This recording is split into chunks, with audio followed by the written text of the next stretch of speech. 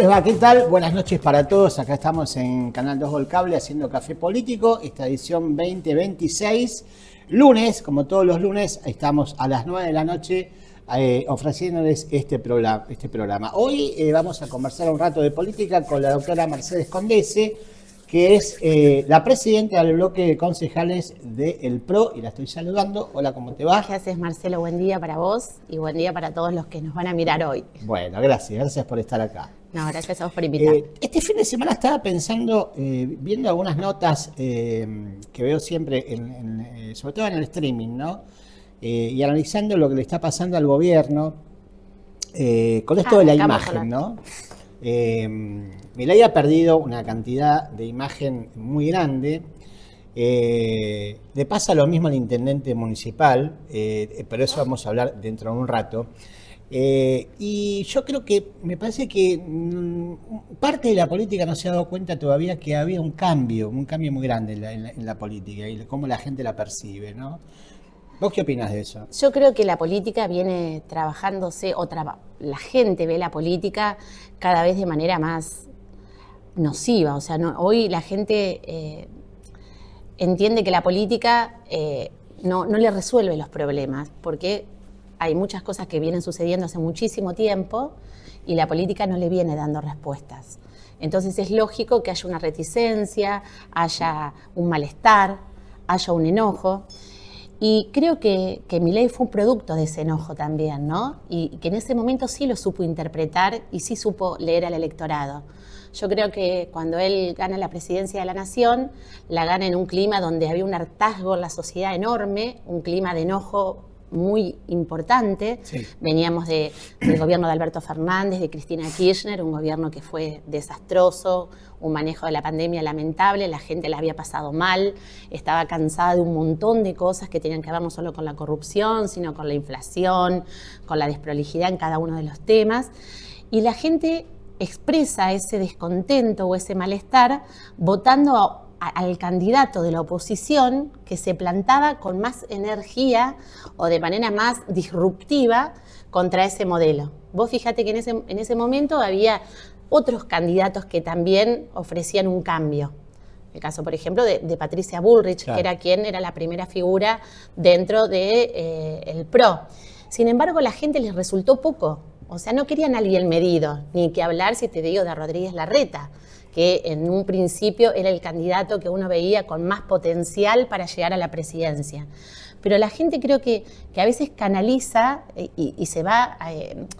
canalizó el enojo y en ese momento creo que Milei supo entender ese descontento, ese malestar, ese profundo hartazgo y logra captar el voto no solamente de un sector de la sociedad, como normalmente sucedía en los políticos que por ahí representaban las ideas que representa hoy La Libertad Avanza, sino también en los jóvenes y en otros sectores de la sociedad que por ahí siempre eran mucho más proclives a votar al peronismo.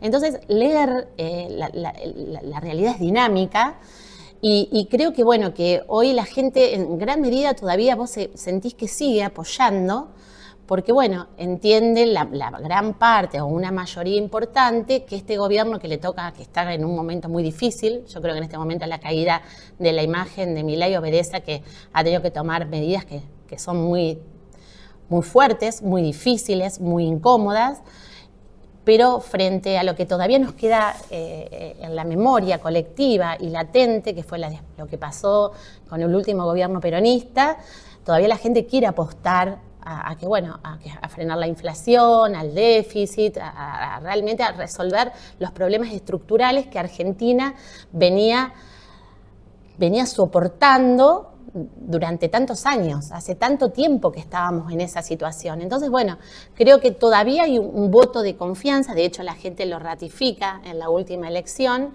sobre todo la elección a diputados nacionales, pero bueno, no deja de ser una lectura permanente el que tiene que hacer el político de la realidad, porque cualquier situación te puede colocar. Sí, pero no está pasando eso. No está pasando eso y yo creo que también influyen mucho las redes sociales, la inmediatez en la comunicación. Está bien, no, pero pará. Otro problema que tiene la política es la falta de autocrítica. Lo ves muchísimo en el peronismo. El peronismo no tiene autocrítica. Lo he hablado con gente del peronismo acá Si hablas con los kirchneristas, el gobierno de Fernández fue un desastre y no se olvidan que la vicepresidenta fue Cristina en ese gobierno. Y que Cristina fue la que eligió a Fernández para que sea presidente. Lo ungió. Lo hablas con alguna gente del PRO, se olvidan que Macri cometió al final de su mandato errores que lo llevaron a perder la reelección. Y así sucesivamente, ¿no? Sí, y le pasa lo mismo a la Libertad Avanza. La Libertad Avanza peor. Ahora el presidente le echa la culpa de todos sus problemas al periodismo, ¿entendés? Sí. Yo creo que eso es muy del ser humano en general, o sea, y en particular, pero la política es muy dañino que eso suceda, porque cuando sucede eso, entras en el fanatismo. Claro. Y el fanatismo te puedo asegurar que nunca es sano, porque no hay autocrítica y sobre todo no hay reflexión, no hay forma de ver, pararte en un lugar donde decir, bueno, la verdad que qué es lo que hice mal para que me esté pasando lo que me pasa. Y eso es muy necesario a nivel personal y ni que hablar a nivel político. Claro. Porque si vos no frenás en algún momento y te autolimitás en algunas cuestiones y empezás a ponerte un objetivo, y ese objetivo está por encima de cualquier cosa y nada está por encima de determinadas cosas. Y yo creo que eso es lo que hoy está pasando. Hay un objetivo claro que es frenar con el déficit, pero hay una gran insensibilidad frente a un montón de situaciones.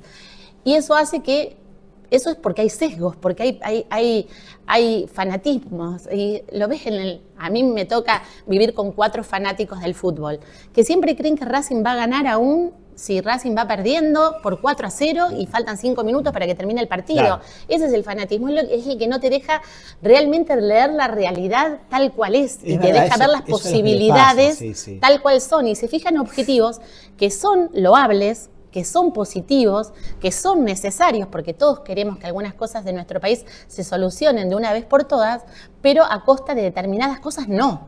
Entonces yo creo que ahí encontrar el término justo, el justo medio, como decía Santo Tomás de Aquino, no es muy fácil. Pero, a ver, hay casos que no que lo desmienten. Es verdad lo que vos decís, sí, en los generales pasa eso, pero yo veo el caso de Lula, por ejemplo, en Brasil. Lula fue 2 veces presidente, sacó 40 millones de brasileños a la pobreza y después perdió con Bolsonaro. Fue preso por una causa inventada y después volvió a ser presidente, pero ahí tuvo que acordar con la derecha y bajar un montón de sus banderas para poder ser presidente. Y hoy está haciendo una buena presidencia sin cambiar su esencia, pero leyendo lo que la sociedad quería de él. Es lo que es él, por ahí es el mayor éxito de Milei, ¿no? O de su equipo de comunicación. Que también fue un éxito de Cristina en su momento, cuando Cristina se autoproclama vicepresidenta y lo nombra o lo unge como presidente. Creo que también supo leer que el peronismo no la iba a acompañar en otro mandato y que la sociedad en general, no tanto el peronismo que vota de manera disciplinada, sino que la sociedad en general iba a ser mucho más reticente. Y si vos me permitís, yo creo que en este momento también hay una lectura inteligente de algunos políticos que están viéndolo de esa misma manera. Yo creo que Macri hoy está reestructurando el PRO, dentro del PRO, pero no creo que él se esté poniendo como candidato. Creo que hay una lectura de esto que vos me estás diciendo, por lo menos en las fuerzas opositoras, de hoy. También lo estoy viendo en el peronismo, que están realmente...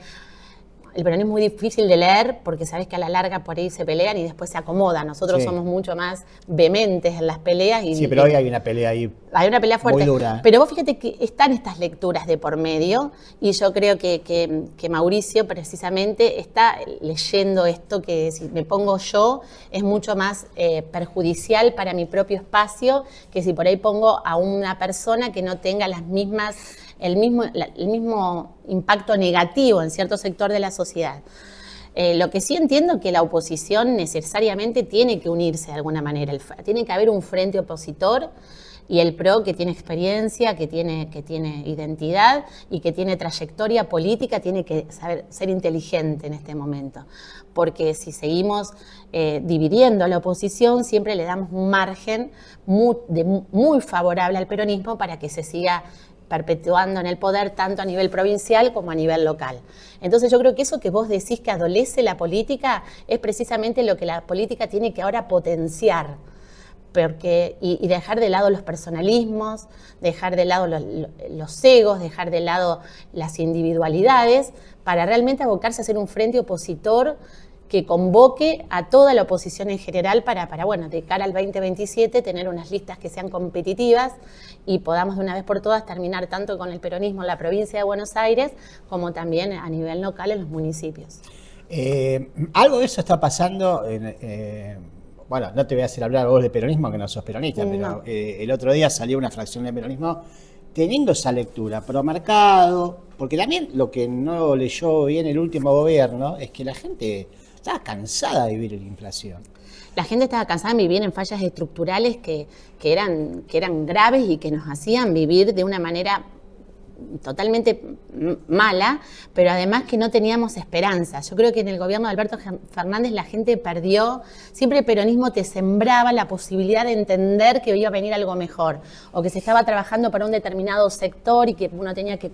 Realmente el último gobierno arrasó con todas esas premisas que siempre el peronismo pudo sostener, y por eso, bueno, surge la posibilidad de yo creo que casi impensada para los que estábamos en política y veníamos trabajando de manera, qué sé yo, sostenida, una persona que tan disruptiva lograra ganar nada más y nada menos que la presidencia y la conducción de todo el país.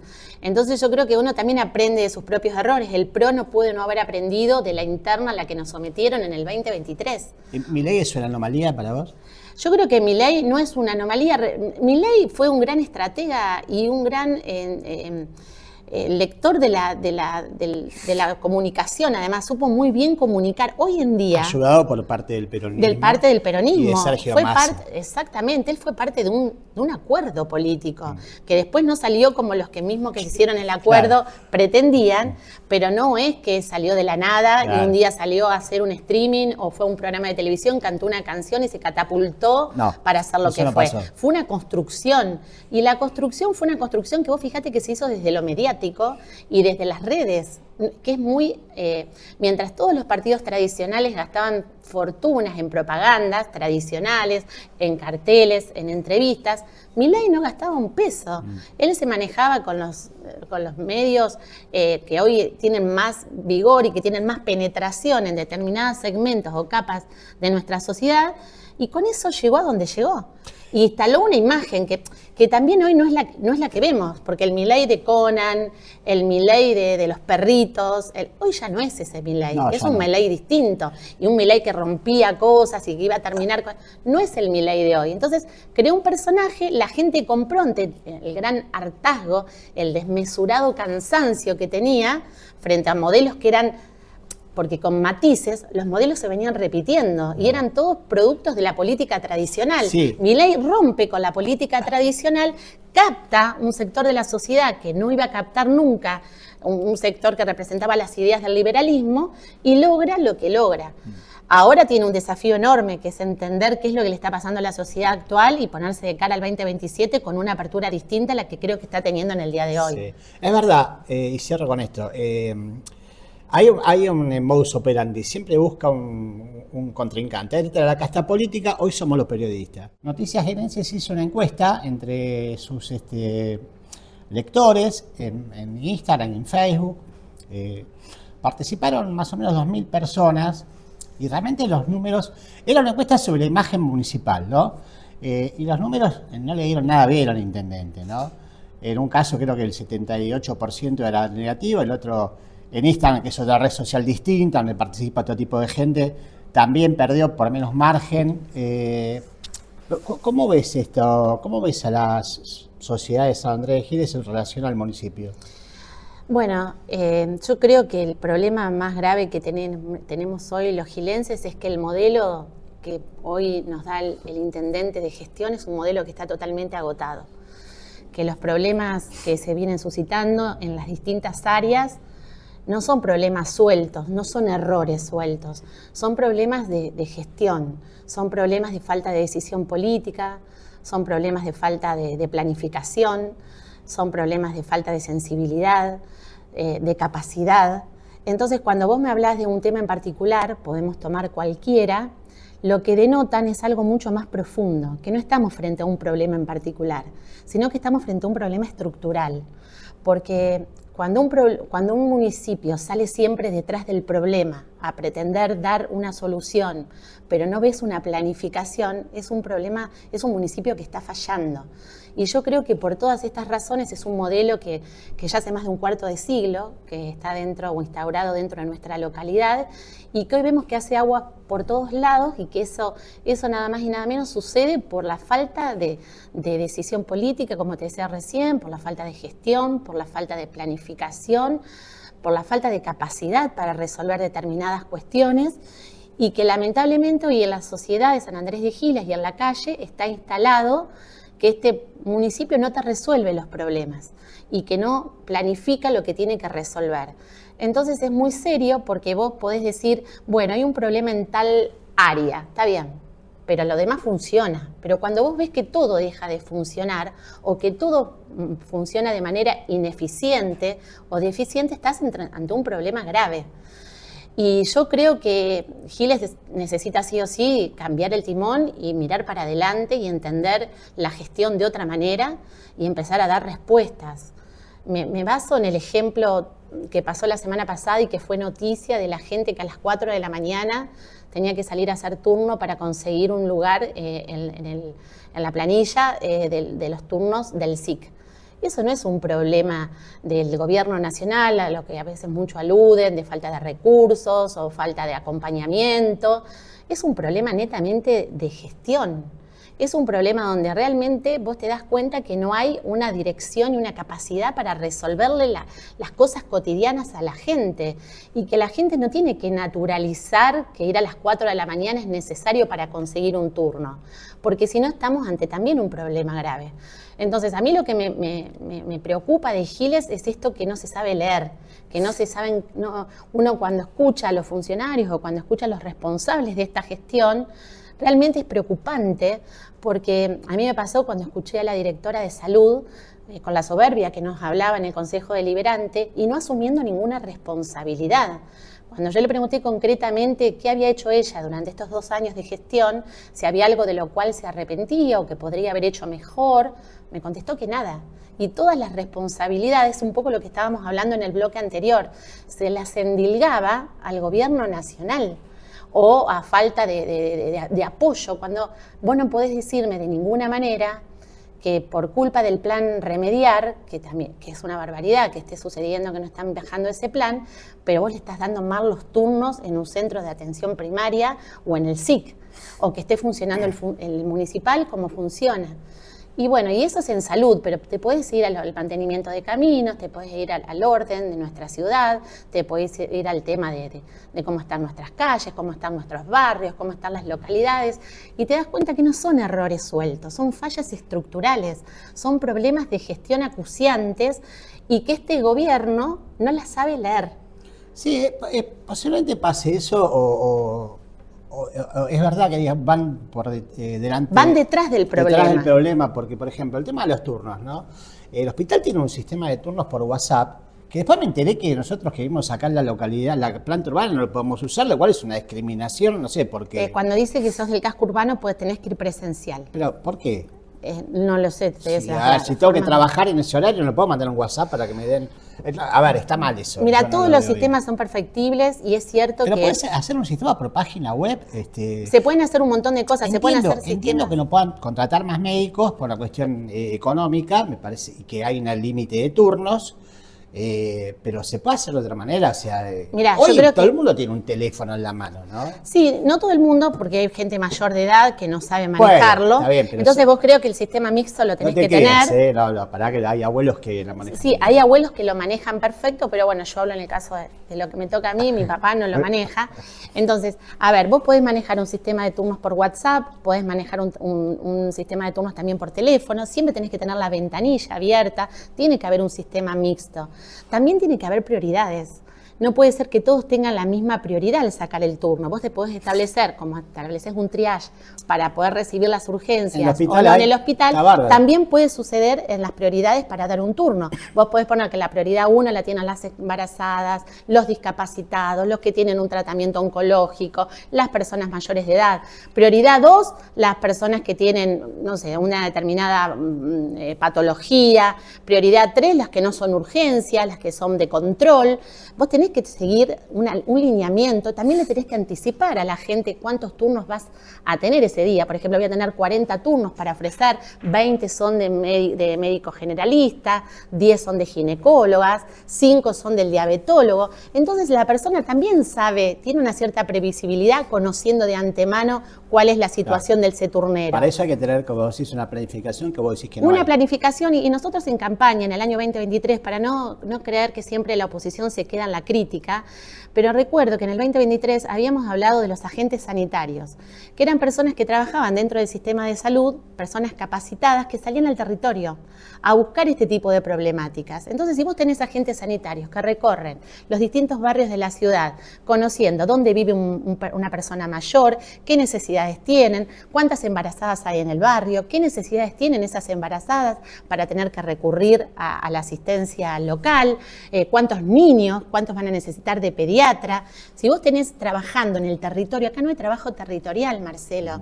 Acá este Estado es peronista y habla de sensibilidad, pero ¿a dónde está la sensibilidad? ¿Hay sensibilidad cuando vos tenés personas de manera totalmente sin ningún tipo de sentimiento a las 4 de la mañana en invierno o en verano, sea la estación del año que sea, esperando para un turno que no sabe si va a poder conseguir? A ver, no eso es lo ves en hospitales de Buenos Aires, me ha pasado ir al Garrahan. Pero nosotros no estamos... a las 4 de la mañana para un turno para mi hijo, pero bueno, estamos hablando de lugares donde viven millones de personas. Pero también yo no estoy diciendo que esos turnos que les tenés que ofrecer a la población son ilimitados, porque entiendo las limitaciones presupuestarias, entiendo las limitaciones de los profesionales, pero vos tenés que saber administrar la dificultad. Vos no puedes decir, bueno, este fue un gobierno. ¿Por qué yo digo que es un modelo que está agotado? Porque es un modelo que tuvo tiempo, que tuvo recursos, y vaya si los tuvo. Acordémonos en el 2023 la cantidad de calles, la cantidad de luminarias que tuvimos, tuvo muchas oportunidades. Y sin embargo hoy estamos como estamos. Entonces, ¿por qué digo que es un modelo agotado? Porque es un modelo que se viene sosteniendo en el tiempo, que no supo aprovechar sus épocas de bonanza y que tal vez hoy tiene que aprender a administrar dificultades, y evidentemente no lo sabe hacer. Porque administrar es también administrar y resolver problemas, y administrar dificultades. Bueno, pero ahí está, ¿ves? Entonces, aumentar las... Yo recuerdo que le decían al intendente, mirá, si te paga poca gente las tasas, si vos las aumentás así te va a pagar menos gente. Una profecía autocumplida, que fue lo que sucedió hoy, no llega al 20%, una cosa así en promedio. A ver, también falla eso, me parece, ¿no? De yo saber, creo que falla... no la voy a aumentar tanto porque la gente lo primero que va a hacer es dejar de pagar la tasa. Yo creo que falta esa lectura. Vos fíjate que muchos municipios hasta han sacado tasas para poder ser más...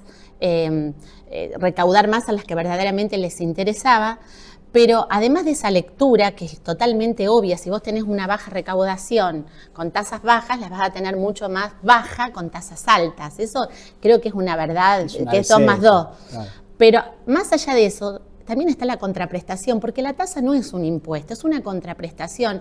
Y hoy el ciudadano, vos lees la calle, encontrás a los vecinos y están enojados. Y la mejor forma, o ellos... la forma que sienten por ahí de plantear su disconformidad es no pagando, lo cual yo no estoy planteando que no paguen. Hay que seguir pagando y hay que seguir apostando, porque es necesario que nuestra ciudad se sostenga y las tasas son necesarias para mantenerse.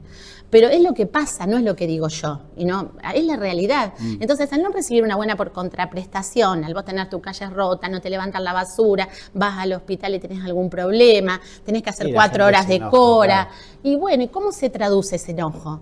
Se traduce, vos sabés que a mí me está pasando que mucha gente se está acercando a charlar con todos nosotros, con el equipo, por el enojo y por entender que, bueno, que hoy somos la oposición tal vez que más se enfrenta, y la verdad es que la gente te cuenta cosas que son casi inadmisibles y que son fallas estructurales, son fallas de gestión que realmente con un poco de capacidad, de sensibilidad, se pueden resolver, porque vos no me podés plantear que el tema del turnero tiene la culpa, el plan remediar, que el gobierno nacional le restó recursos por no... Sí, eso es cierto, es una dificultad. Que baja menos plata también. Que baja menos dinero, tampoco lo podemos soslayar.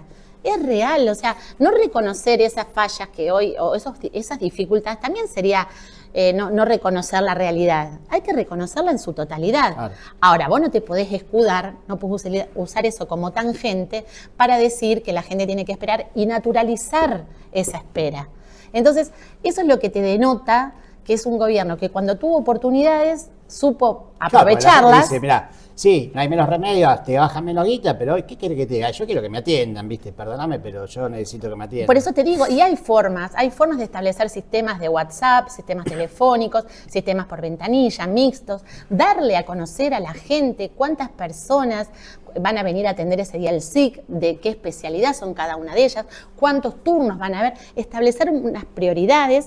Y esto de los agentes territoriales dan muchísimos resultados. En San Antonio de Areco está vigente este plan de los agentes territoriales, no es un invento. Salís a buscar vos el problema y no que el problema te venga a vos. ¿Qué es lo que está pasando desde que esta administración está gestionando? Los problemas explotan y salimos detrás. Muere un chico a principio de año, un hecho luctuoso. Ahí salimos a resolver el tema de y a dar explicaciones de qué es lo que estaba pasando con toda la aparatología y el funcionamiento del hospital. Ahora sale este tema de la gente que es a las 4 de la mañana va a hacer turnos al SIC, salimos a resolver eso. Pero mientras tanto va a salir otro, porque siempre se va atrás del problema, porque no hay un buen gobierno, tiene que planificar, tiene que ir delante del problema, no detrás. En el 2019 el PRO perdió el gobierno, ¿no? Errores graves de Macri. Me acuerdo que nos mandó a dormir ese día después de las PASO, y tampoco leyeron la realidad de que la gente estaba enojada, que había hecho una devaluación muy grande y que también la inflación era el tema, ¿no? El problema. ¿Aprendieron de algo eso? Y mira, yo creo que se aprendió mucho y es parte de la experiencia política y de la trayectoria política. El otro día nos juntábamos con mis compañeros de bloque y el equipo político que teníamos y todos nos posicionábamos en cómo éramos antes y cómo estamos ahora. Uno va evolucionando y va creciendo, y ni que hablar las estructuras que vos me estás mencionando, ¿no? Que tienen asesores y gente por detrás que los está permanentemente ayudando a leer y a interpretar y a entender. La realidad es que yo, escuchándolo a Mauricio, leyendo sus libros, El Segundo Tiempo, hablando ahora del próximo paso, yo veo un Macri autocrítico, un Macri que entiende que yo creo que el cambio estaba planteando... Les cuesta mucho a todos nos cuesta entender que nos equivocamos, pero lamentablemente a la larga necesitas entenderlo si querés superarte. Sí, claro. Yo no puedo seguir siendo o cometiendo los mismos errores que cometí anteriormente si es que me quiero superar y si tengo autocrítica y si soy inteligente y si quiero mejorar. Y yo creo que es evolutivo todo lo que haces y la política es evolutiva. Pero en el caso de Macri, yo creo que él tuvo una lectura y un mea culpa, tuvo un retiro en un tiempo, recién ahora se está nuevamente reinsertando y acomodando un poco las estructuras del PRO para que el PRO siga siendo parte del cambio, pero y apoyando. Pero creo que hizo esa lectura. Ahí yo creo que pasó lo siguiente. Dijimos en el primer bloque que Milei llegó a donde llegó gracias al peronismo que lo ayudó y a Massa que lo ayudó. Llegó al balotaje, ahora llegó a la presidencia gracias a los votos de Macri. Yo creo que Macri lo que pensó que iba a tener otra incidencia al gobierno, que después los libertarios no se lo permitieron o lo sacaron de la cancha. Mira, yo creo que desde que terminó el gobierno Macri, desde el 2019, y a pesar de que vuelve el peronismo, yo entiendo que en el 2015 también había una voluntad de cambio muy profunda en este país. Veníamos del gobierno de Cristina, la gente realmente quería un cambio, pero Macri, creo que en ese momento la sociedad no tenía el grado de hartazgo o de cansancio que llegó a tener en el 2023. Y ahí ganó Macri por poquito. Y no tuvo volumen político, y muchas de las ideas que él quería dejar plasmadas o materializar, no los pudo hacer porque no tenía los votos necesarios en las cámaras, o sea, no tenía la realidad política que hoy tiene y el apoyo político que tiene. Pero pasó lo mismo, porque veníamos de las cadenas de Cristina. De las cadenas de Cristina, que te la ponía Cristina cuando estaba la novela, exacto. Y no leían que a la gente le molestaba. La gente estaba cansada de la política. Y vino una persona que por ahí no tenía tanta trayectoria dentro de la política, un espacio político que no tenía tanto raigambre en la sociedad. Pero Macri tiene una construcción que no tenía Milei. Pero no Macri había sido dos veces jefe de gobierno, presidente de Boca. Ni que hablar, Macri era producto de la política.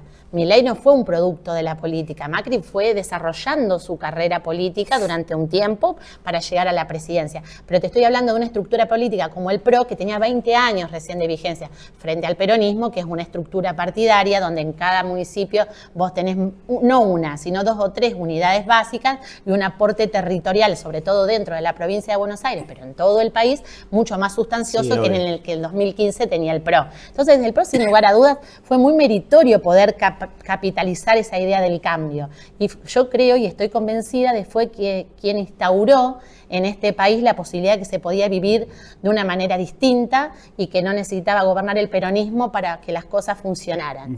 Obviamente el hartazgo del 2015 no fue el mismo hartazgo del 2023 y es por eso que el cheque que le extiende la sociedad a Milei es mucho más amplio y es mucho más importante que el que tuvo Macri en su momento y además tiene el apoyo del PRO, que es lo que vos me habías preguntado. ¿Y por qué tiene el apoyo del PRO? Porque claramente las ideas del cambio están ahí y porque el PRO siempre se planta frente al populismo. Entonces, la idea es sostener las ideas del cambio, apoyar estas ideas. Eso no quiere decir ser lineal, no tener críticas. Yo creo que los acuerdos políticos, a la medida que sean acuerdos responsables, son necesarios, te lo dije en el bloque anterior.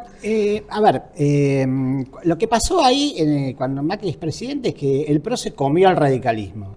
Ahora, acá parecía que pasaba lo mismo, que la Libertad Avanza se comía al PRO, eso no sucedió completamente. Yo creo que todavía hay una diferencia. Acá lo veíamos en el consejo pasado, todo el mundo decía, Condese se hizo libertaria, ahora son todos libertarios, y claramente no era así, y ahora en este consejo se ve mucho más.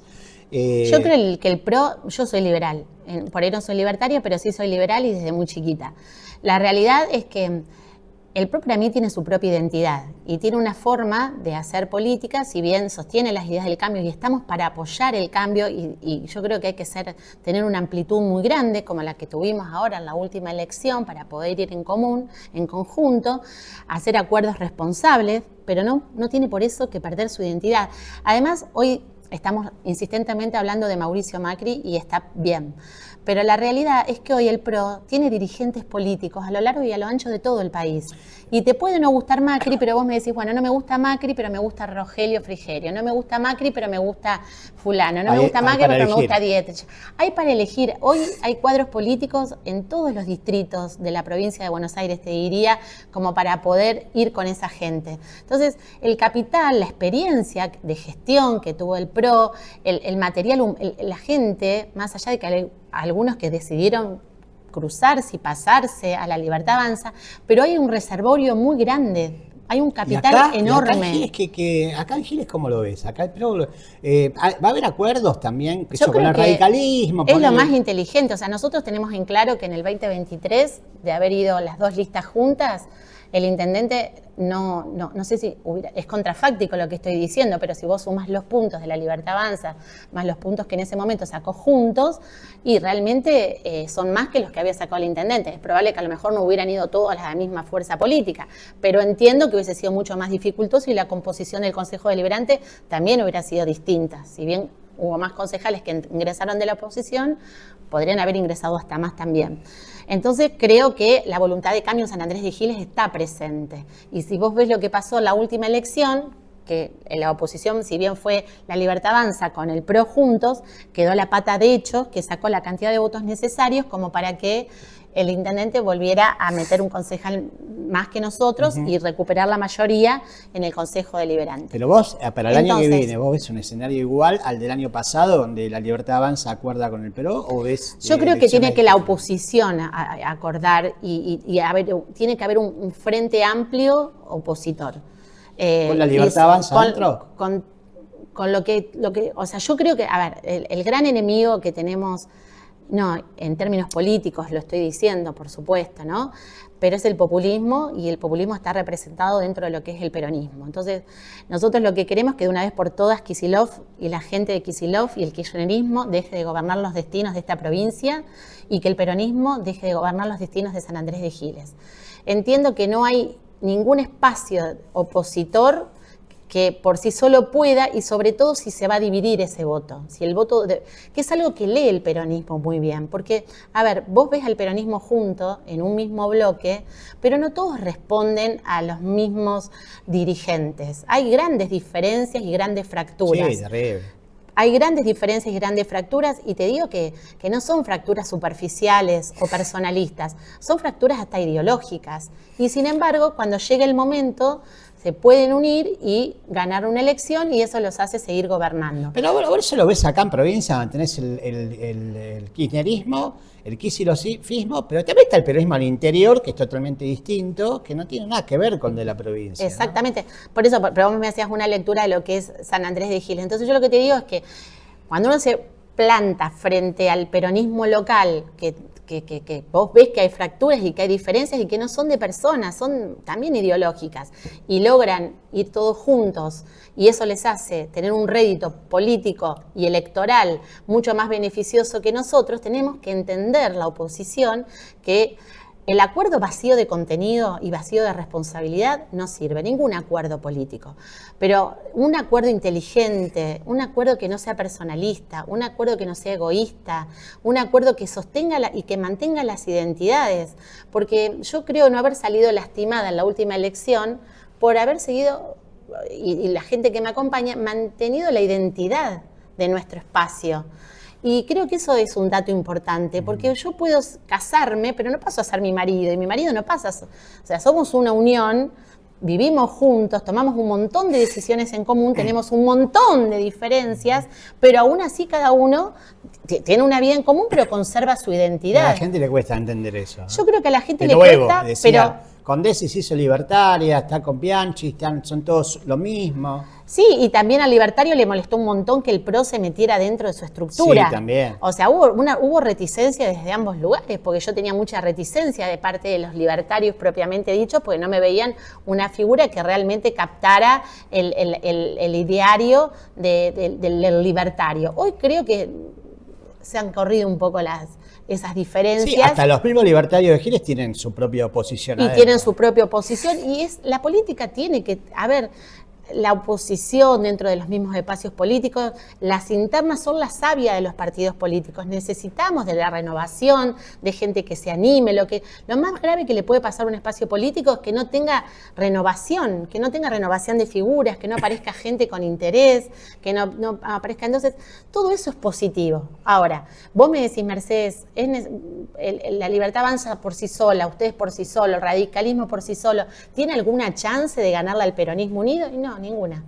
No, ninguna, porque el peronismo está mucho más fraccionado, tiene mucho más diferencias, mira, que lo que tenemos nosotros dentro de la oposición. Y cuando vos te sentás con alguien, siempre vas a tener diferencias. Y siempre. Y vos vas a tener un montón de cosas que te unen, un montón de cosas que te desunen. Lo importante es encontrar lo que te une y un equilibrio, y no dejar de ser nunca quien sos y lo que verdaderamente defendés. Y acá, en este lugar, a mí de verdad lo que me importa es Giles. A mí si ideológicamente me tengo que poner, o sea, porque yo estoy preocupada por lo que le está pasando a mi ciudad, por lo que le está pasando al vecino de San Andrés de Giles, por cómo está viviendo San Andrés de Giles, la realidad cotidiana y las necesidades que tiene el vecino. Entonces, a mí me preocupa eso. Y si no entendemos que si no nos unimos, si no trabajamos todos juntos en pos de un San Andrés de Giles mejor, lamentablemente vamos a seguir como estamos. Y eso es lo que yo no quiero que pase. Gracias por venir, linda charla, y bueno, los vemos seguramente dentro de poco, de vuelta acá en Café Político.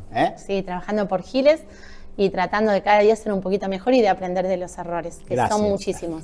Gracias. Bueno, y con ustedes nos vemos el lunes que viene. Que tengan linda semana. Chao.